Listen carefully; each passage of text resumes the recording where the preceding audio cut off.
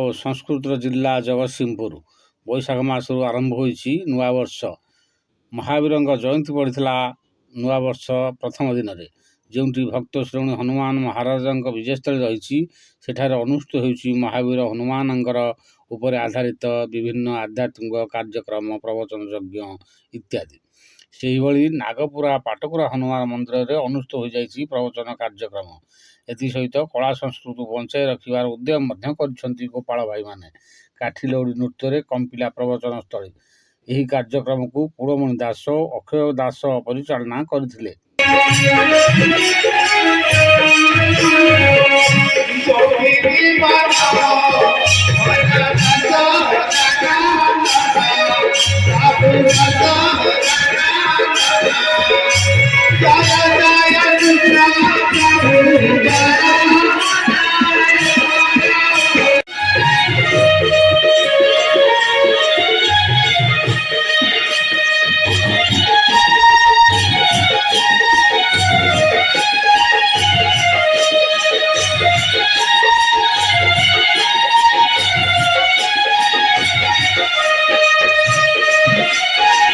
Report news plus Odia.